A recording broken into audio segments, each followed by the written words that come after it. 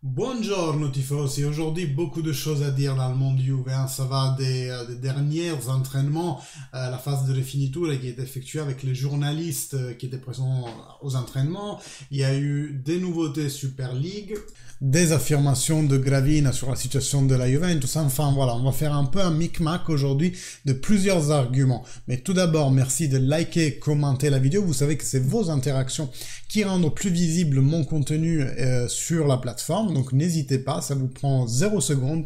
Petit pouce en l'air, petit commentaire même pour dire coucou. Et aussi abonnez-vous si c'est toujours pas fait. Vous cliquez en bas de la vidéo et vous activez la cloche. Comme ça vous serez mis au courant de chaque vidéo que je poste, mais aussi quand on sera en live notamment. Je pense mon planning se précise un peu. On sera bien en live jeudi pour suivre Juventus Fribourg, puisque c'est aussi à 18h45 si je ne me trompe pas. Donc voilà, tant mieux. Et après on verra pour dimanche si je suis là. Sinon c'est Théo qui s'est gentiment offert pour me remplacer. Et d'ailleurs, un appel, je voudrais vraiment qu'on commence à faire des lives à plusieurs. Donc s'il y en a entre vous qui sont intéressés à venir échanger avec moi en direct, soit en montrant son visage si vous n'êtes pas timide, soit vous pouvez cacher la caméra, mais voilà, d'instaurer un peu plus en modalité dialogue, un peu comme c'était l'année dernière avec différents intervenants. C'est quelque chose que j'ai mis de côté pour l'instant, mais pourquoi pas y revenir. Donc je pense notamment à beaucoup d'entre vous qui auraient des choses à dire. Je pense au Savastan, mais aussi au Jonathan, Émilie. Je pense à Camille qui déjà fait des débriefs. Voilà, si vous voulez, c'est la porte est ouverte. Alors, on va commencer doucement hein, avec Gravina qui donc a fait des affirmations qui laissent penser qu'il parle de la Juventus, c'est-à-dire il a dit en Italie, il y a trop la culture du suspect. Pourquoi il dit ça? Parce que la Juventus a demandé ce papier à travers un recours au CONI et pour ne pas lui donner la FIGC et la procure fédérale ont fait un recours sur le recours au Conseil d'État. Donc on en avait parlé dans une précédente vidéo, c'est juste ridicule de cacher autant quelque chose alors que même il paraît qu'ils ne contiennent rien de vraiment important. Ça fait vraiment cours de maternelle et c'est vraiment dommage de voir ça entre adultes et adultes c'est peu dire, hein, ils ont 50, 60 années donc arrêtez un peu de faire les gamins. Bref, la Juventus a d'autres armes dans son recours que celui qui aurait dû être débloqué par ce fameux papier secret. Donc ne vous inquiétez pas, la Juventus a de quoi se défendre au-delà de cette carte secrète. Mais donc moi je pense que Gravina, en fait il parle juste trop. Pourquoi donner encore des interviews à aujourd'hui quand il n'y a pas une prise de décision qui est faite? Alors pour moi il y a un sens politique là derrière. Bien entendu, il pense à sa réélection et donc comme on dit en italien, il donne un coup à droite, un coup à gauche, en donnant raison ou tort suivant le type d'événement où il se trouve pour pouvoir garder tout le monde dans ses grâces.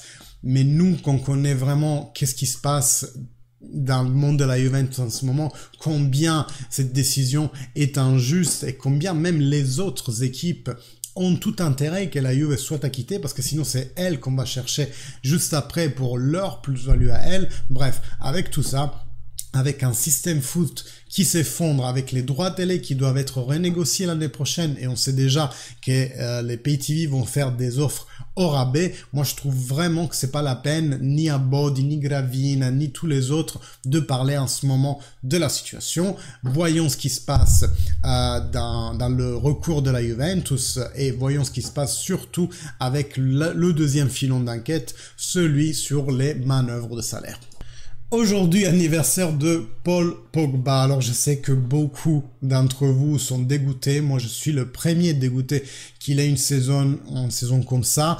Mais moi, je pense pouvoir me vanter d'être cohérent dans une chose, c'est que je n'aime pas les insultes. Je n'aime pas quand on stigmatise un joueur. Même les entre guillemets fraudes comme Alessandro Bernardeschi et tout cela, moi j'aime pas qu'on rentre dans un mécanisme où nous, supporters, on fait de tout pour détruire moralement nos propres joueurs, notre propre entraîneur, notre société au sens global. Un supporter peut critiquer parce que il est dans l'intellect humain d'avoir des pensées qui nous sont propres et qu'on les défende, ça y a aucun souci, mais de là à rentrer dans l'injure et même dans la calomnie parfois, ou même oui, dans l'insulte tout court en fait, ben ça me dérange énormément. Donc Paul Pogba, oui, il a fait une grosse bêtise, mais une bêtise que en premier lieu, lui, il est en train de payer. Parce que ne pensez pas que lui, il veut juste se dorer la pilule avec les millions que la Juventus lui donne. D'ailleurs, je vous rappelle qu'il s'est considérablement réduit son salaire.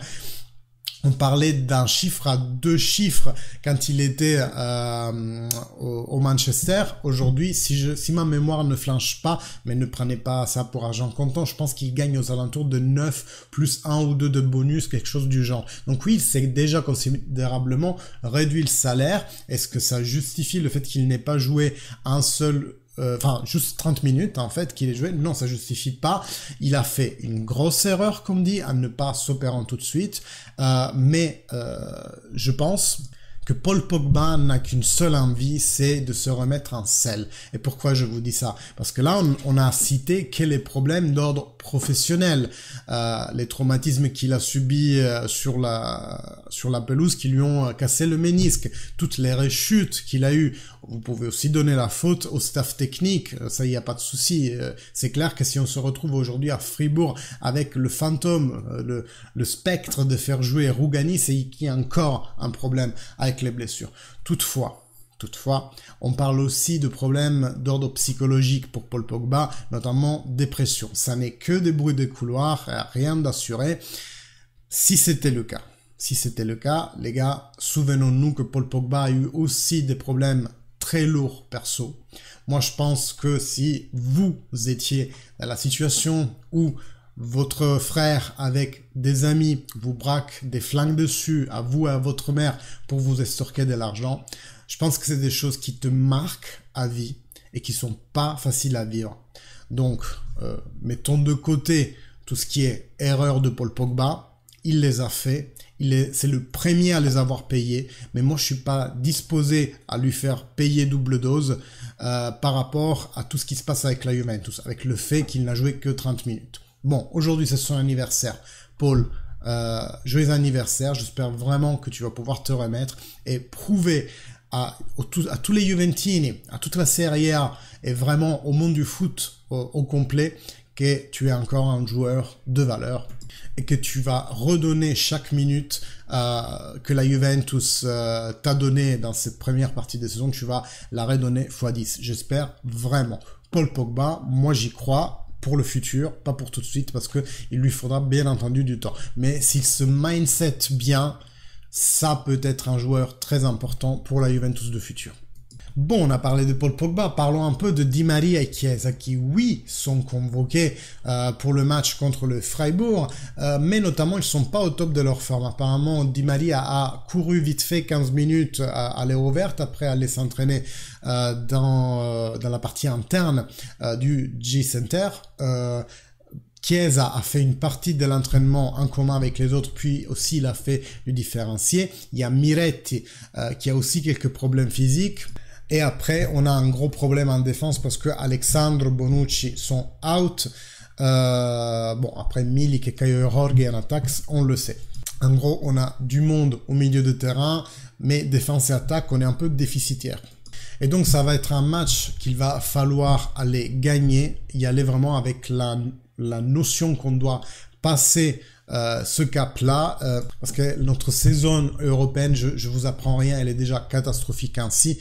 Moi, je pense que la Juve ne peut pas faire moins que la demi-finale en Europa League pour considérer qu'on a rattrapé plus ou moins la saison, ok? Non pas que ça soit une saison géniale, surtout avec tout ce qui nous arrive.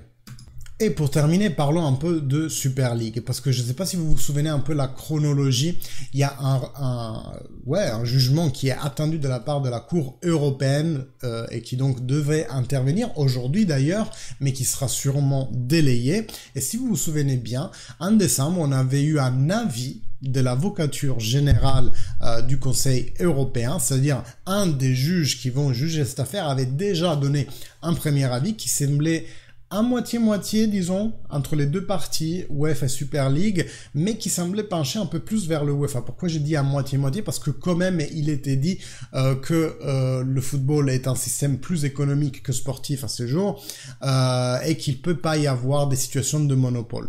Ça c'était dit, mais on attendait quand même l'avis global qui devait, comme je vous disais, intervenir aujourd'hui. Oh, il se passe quoi? Il se passe qu'il y a une autre cause qui concerne le monde du foot qui est en ce moment même à la Cour de justice européenne. C'est le cas d'un joueur du Anvers qui avait donc porté plainte pour ces raisons à lui. C'était notamment des questions dues aux listes. Vous savez que pour accéder aux coupes européennes, il faut donner des listes avant les tirages au sort pour pouvoir figer le nombre de joueurs et les noms des joueurs qu'on va pouvoir faire jouer dans cette compétition. Bref, ils avaient leur micmac avec la UEFA, leur problème avec la UEFA. Et ils ont fait ils ont initié cette ITER judiciaire contre la UEFA.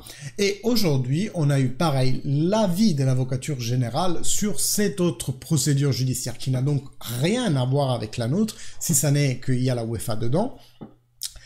C'était notamment l'avocat Sputnar, apparemment il s'appelle comme ça, qui a donné son avis global. Et même si c'est pas l'avis qui va être repris à 100% dans la décision finale, ni dans notre ITER judiciaire, ni celui de l'Anvers, néanmoins, ce juge qui est en gros le chef des juges, cette fois, il dit la UEFA exerce des fonctions qui font la réglementation et qui sont aussi économiques, des fonctions économiques et des fonctions de réglementation. Et ces fonctions-là ne sont pas séparées. Et ça génère des conflits d'intérêts. Donc en fait, c'est un avis qui, je vous le répète, c'est pas attachant, c'est pas quelque chose qui va être repris pile poil. Il peut avoir tout autre avis en phase de jugement dernier, mais qui quand même remet un peu le pendule à l'heure en tout ce qui est judiciaire, puisque, comme dit, on peut pas donner les 3 pouvoirs de l'État, par exemple, à un président de la République, parce que sinon ça s'appelle une dictature. Et pareil, dans le monde économique, on peut pas avoir un organisme qui gère le côté économique et aussi le côté des règles. Des règles, les gars. Donc, si la Juventus se fait rarement siffler des pénaltys en Europe, et qu'en même temps, il y a des souhaits de la Juventus et d'autres clubs d'appartenir à la Super League, ben c'est qu'il faut se faire de raisonnement, quoi. Il faut faire 2+2. De même que la UEFA maintenant a requis au parquet de Turin tous les papiers de l'enquête Prisma, parce qu'ils veulent vérifier de leur côté que la Juve n'a pas enfreint le nouveau fair play financier. Et ça, j'ai envie de dire, c'est normal, c'est logique que la UEFA requiert ces documents pour s'assurer qu'il n'y a pas une infraction au fair play financier, comme ils l'ont fait avec Manchester, avec PSG, même si après on a vu que, comme des anguilles, c'est passé entre les mailles du filet. Néanmoins, même si c'est normal, moi, tifoso juventino, qu'est-ce qui m'assure qu'il y a un jugement équitable de la part de la UEFA, sachant que la Juventus veut faire une Super League et que la UEFA est contre, et qui essaye de toute façon de la pénaliser, d'en parler mal dans la presse. Moi, mais comme les investisseurs des clubs, en fait, comment un club peut dire, mais moi, je suis jugé de façon équitable par la UEFA? Aujourd'hui, personne n'a cette certitude. Pourquoi? Parce que ces 2 pouvoirs sont tous les 2 dans la main du UEFA. Donc, le raisonnement, il est clair et net. La Cour de justice européenne semble en ce moment aller dans ce sens. J'espère que ça va se confirmer juste en phase de verdict final. Et notamment, selon Guido Vaciago, la Cour de justice européenne voudrait plus ou moins fondre les 2 procédés, même si c'est pas possible d'un point de vue technique. Il voudrait essayer de donner les avis en même temps et potentiellement après la saison de foot, après que les saisons européennes soient toutes terminées. Pourquoi? Pour ne pas mettre en péril la stabilité des championnats. Exactement ce que la justice sportive aurait dû faire dans ce cas échéant avec les -15, donc avec la manœuvre salaire et l'histoire des plus-values. C'est dans le monde aujourd'hui, c'est totalement inconcevable que des entreprises qui investissent des millions et des millions se fassent perturber par un jugement qui arrive en courant d'année, pendant que la compétition est en cours, avec tout ce qui implique, vous le savez, qu'on joue avec une pénalité de -15, et donc, déjà, psychologiquement, c'est pas génial. Moi, je suis même ahuri que la Juventus soit en train de faire aussi bien en Serie A, et je répète en Serie A, gardons de côté l'élimination de Champions et tout, mais quand même on a 53 points aujourd'hui. Et entre parenthèses, je le dis pour les plus sceptiques et ceux qui forcément vont devoir cracher sur l'entraîneur, la Juventus et le Napoli aujourd'hui sont les seules équipes qui ont plus de 2 points par match en moyenne. Toutes les autres, il y en a qui s'avoisinent, mais en fait, la Juventus, si on considère même les grands flops, avec les 6 points perdus contre les Monza et tous les autres matchs horribles qu'on a fait, la défaite contre la Roma qu'on ne méritait pas du tout, par exemple, les 2 points qu'on nous a volés contre l'Atalanta, sinon on serait à 55, eh bien, si on considère tout ça, malgré tout cela, j'ai envie de dire, la Juve fait une bonne saison. Certes, il aurait été meilleur sans les défaites que je viens de citer. Et donc voilà, je vous retrouve demain soir pour le live Juventus-Freiburg, aux alentours, je pense, de 18h. Comme ça, on fait un peu de pré-match ensemble, on voit la possible compo ensemble, on discute un peu, après on voit le match ensemble et on fait le post comme d'habitude. Normalement, il y aura Théo qui va nous rejoindre aussi dans la soirée. Et dans tous les cas, comme dit, je vous attends. Si vous voulez monter un live, c'est vraiment avec plaisir qu'on partagera ce moment ensemble. Donc merci de vous abonner à la chaîne si c'est toujours pas fait. Like, commentaire, ça vous prend très peu et moi ça m'aide énormément. Merci beaucoup, fino alla fine, je vous vois demain. Salut!